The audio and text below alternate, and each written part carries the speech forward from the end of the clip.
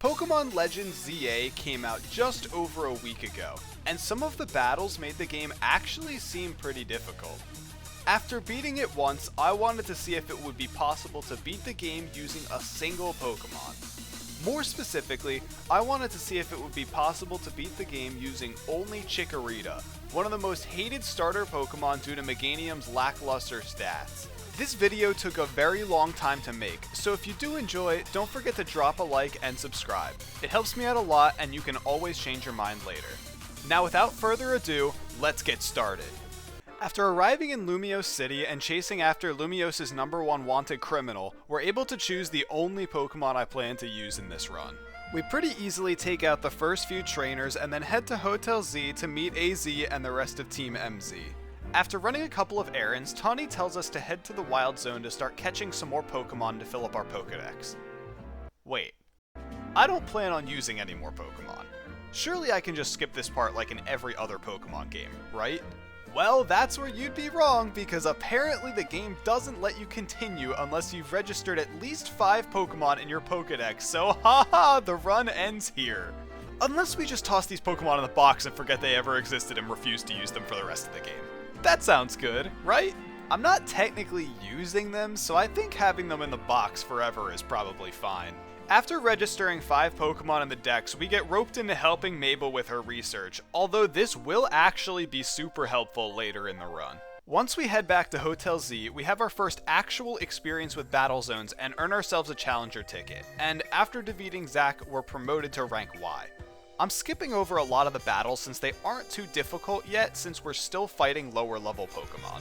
The next day, Emma has us help her with a few tasks around the city, one of which involves catching a Pikachu and trading it to someone for a Heracross. Haha, yeah, let's just stick that one in the box too. Most of the early game is just get a challenger ticket, get promoted, get another challenger ticket, get promoted again.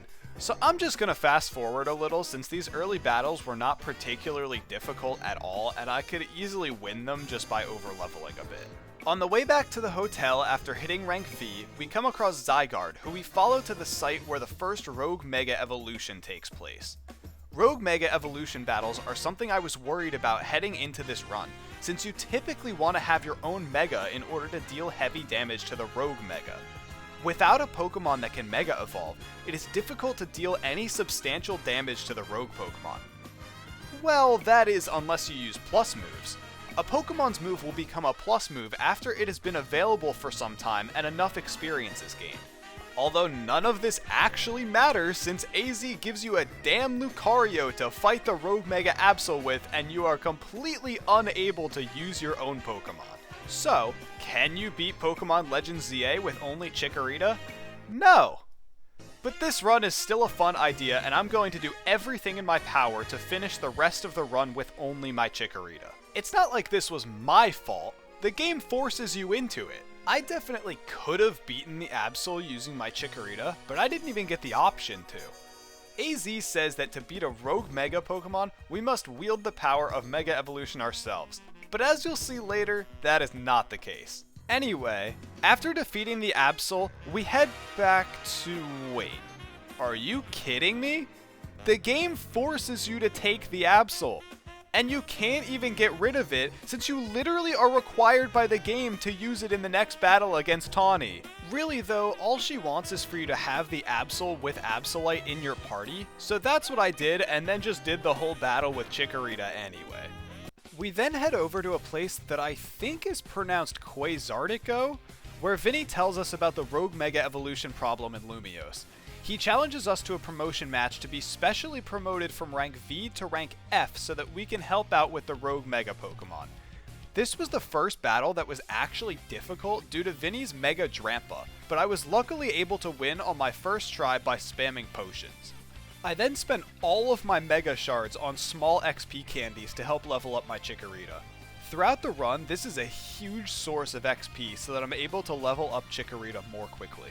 After a bit more grinding to earn another challenger's ticket for a future promotion match, we head back to Hotel Z where we learn about the first group of rogue Mega Pokemon. Taking these three on wasn't too difficult, but Chikorita was also crazy over-leveled at this point, and it's pretty easy to dodge the moves from these rogue Mega Pokemon. Returning to the hotel after the battles, Zygarde meets us and then challenges us to a battle. It then drops a completely ordinary pebble in our hand before a man named L comes by and tells us about the mega power emerging in the city. Now that the rogue Mega Pokemon are taken care of, we find out our next promotion match is against this game's version of Iono and that we need to do her quiz in order to battle her. Naveen reluctantly helps us through the quiz, and after beating Canary's grandfather, we beat her and advance to rank E. The next day, we learn about more rogue Mega Pokemon taking over the city.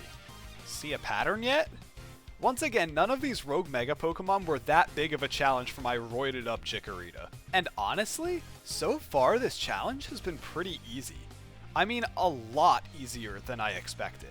The only battle I've really thought was difficult so far was the battle against Vinny, and I even won that battle on my first try. Maybe this challenge would be easier than I thought. After blowing my allowance on more candy for Chikorita, we find out our next promotion match is against Ivor, the leader of a group called the Fist of Justice. But unfortunately, we can't actually battle Ivor yet because his sister is missing, and we, like the good citizens we are, have to help find her. We go talk to Emma to file a missing persons report and talk to people around the city to see if they might know where she is. We eventually find out that she went down into the sewer, but we need to find a way to get rid of the water so that we can follow her down there. I offered to drink the water since me and Chikorita don't have a way to vaporize it or stop it, but Emma thought that was a stupid idea. You want to know what their genius idea was? Get a Pokemon to use Ice Beam on the fountain. I don't have a Pokemon with Ice Beam. I have a Chikorita. It's more likely that I would drink all of the water than teach Chikorita Ice Beam. I complained to them for a bit, but they insisted that I go catch one, so here we are again, being forced by the game to use a Pokemon other than Chikorita. Thanks, game! After putting Vanillite in the box, never to be seen again, we went with Emma and Ivor down into the sewer to look for his sister. Eventually, we find her, but she says she'll only tell us why she left if we beat her in a battle. No biggie, this shouldn't be too difficult, right?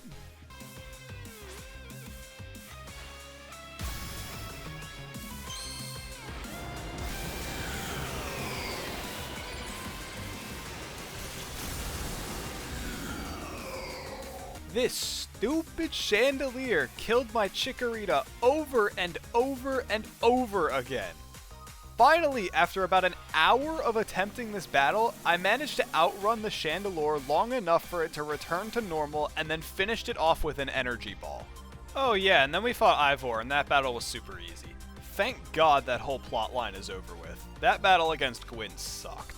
After getting back to the hotel, we learn that the Rust Syndicate has a hit out on Tawny because she hasn't paid back her loan yet. So guess who has to go deal with that?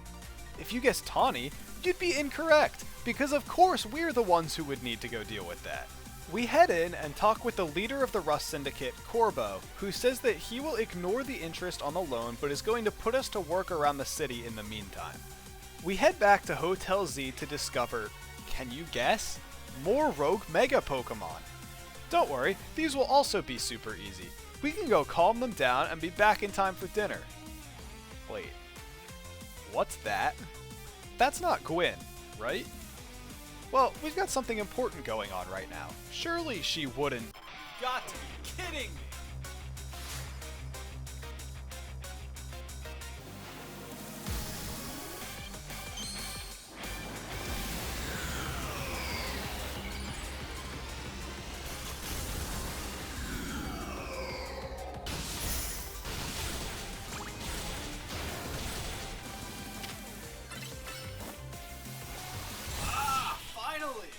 Yeah, that battle also took me around an hour. On the bright side, defeating all 3 rogue Mega Pokemon was quicker than that battle. We are then tasked with a few odd jobs from the Rust Syndicate before Corbo invites us back to their headquarters. During the meeting, we find out our next promotion match is actually with Corbo, the Poison-type user. See a problem here? Chikorita doesn't fare very well against Poison types. I attempted the battle a few times, but was struggling even before his Mega Scolipede. I then had an idea that our little friend Mabel could help us with. See, Chikorita can learn the move Bulldoze, a 60 base power ground type move, which would be super effective against poison types. However, you need to get to level 18 in Mabel's research in order to unlock the TM for Bulldoze. Since we agreed earlier that tossing Pokemon in the box and not using them is fine, I caught a bunch of Pokemon in order to gain research points. Once I hit level 18, I taught Bulldoze to Chikorita. Honestly, I don't really think Bulldoze helped too much, and I probably could have won the battle without it. I still struggled for around 30 to 45 minutes, but I ended up winning because Scolipede is so slow and its moves can be avoided pretty easily. I just stalled out its Mega Evolution and then fought it after. So yay, I'm rank C now, I guess. After the Corbo battle, we relax for a bit and then are invited to the Society of Battle Connoisseurs for a tournament because they recognize just how strong my Chikorita is. We head over for the tournament but are then called by Vinny to deal with more Rogue Megas. Hi Vinny, it's 6. Yeah, can you guys find someone else to handle this instead? I'm kinda busy right now. Because Jacinth really wants us in her tournament, they put it on hold until we get back and we head out to calm down the Rogue Megas. 2 of them were pretty easy, but the Venusaur was so obnoxious because none of my moves were able to deal very much damage to it and it continuously heals throughout the battle. This battle probably took me 2 to 3 times as long as the other Rogue Mega battles. After we finish up with the Rogue Pokemon, Jacinth gets pissed off that we haven't come back to the tournament yet and she traps us in the hotel until we agree to come back. Which, I mean, we're kinda already done with everything else we needed to do, so we just agree to go back for the tournament. In the first round, we battle Canary, which was pretty easy since I picked up the TM for Earth Power a little bit ago and did a side quest to grab a Soft Sand, which boosts the power of Ground-type moves. Hopefully all of the battles will be this easy. Oh wow, Jacinth is gonna have me fight Corbo or Gwyn again. Haha, that sounds super fun. Spoiler alert, it was not. Even though Corbo's team isn't that much stronger than before, even a few levels makes a huge difference when my only Pokemon is a Chikorita who is weak to literally all of his Pokemon. His Mega Scolipede was able to take Chikorita out in one shot if it had taken any damage at all, so I needed to make extra sure not to get hit. The battle didn't take me as long as I thought it would since I essentially used the same strategy I used in the first battle with Corbo, but it did still take me a few tries.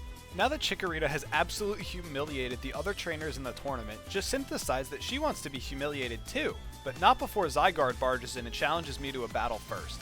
We take down Zygarde, and then Jacinth, and are promoted to rank B. Back at the hotel, there's a couple cutscenes before we find out about the last set of Rogue Mega Pokemon in the city. All 3 were fairly easy to take down, but this thing now lives in my nightmares, so I guess I didn't really win that one. We then find out that our last promotion match is against a guy named Grisham, who we end up determining is the barista at the cafe we always go to.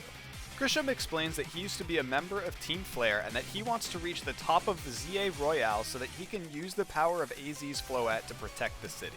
We go through a bunch of story stuff in the old Team Flare lair and then are able to battle Grisham, whose ace is a Mega Charizard. Needless to say, this battle took a few attempts.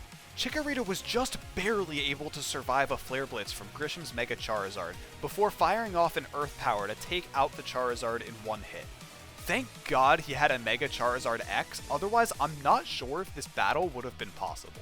After the battle, we go back to the hotel and go to bed, but are woken up in the middle of the night. AZ explains that he built a device that resides in Prism Tower that is now releasing Mega Power, causing Rogue Mega Evolution in the city. We head over to the tower and Tawny challenges us to one last battle to determine who should be the one to handle Mega Floette. Fortunately for us, the outcome whether you win the battle or lose the battle is exactly the same, so it didn't actually matter that her Mega Emboar one-shot Chikorita with Flare Blitz through Reflect, which is probably a good thing because I don't think that battle would have been possible either. After the battle, Tawny heads up to the top of the tower with Mega Floette to help calm down AZ's device, but it ends up making things worse, causing a bunch of Rogue Mega Evolution. We end up teaming up with trainers we met throughout our journey to take down the Rogue Mega Pokemon and make our way to the tower where we team up with Zygarde to battle Hyper Rogue and Floette. This battle honestly wasn't too difficult for Chikorita since Floette mostly attacked me instead of Chikorita and didn't deal too much damage. Although Chikorita was also level 94 at this point, so that may have had something to do with it. Once Chikorita was finished dealing with Floette, the ordinary pebble in our bag started to glow and then became Zygardeite, which we then used to Mega Evolve Zygarde and calm the tower. And that was it. That was the whole game done entirely with Chikorita. Well, as much of the game as possible done with Chikorita. Obviously, there were some parts of the game where we didn't have a choice. But aside from that, it is possible to beat the game with only a tiny little Chikorita.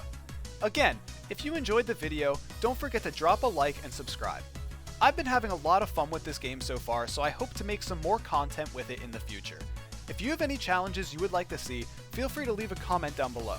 I mostly play Pokemon and Mario games, but I'm always open to new ideas. Thank you all so much for watching, and I'll see you next time.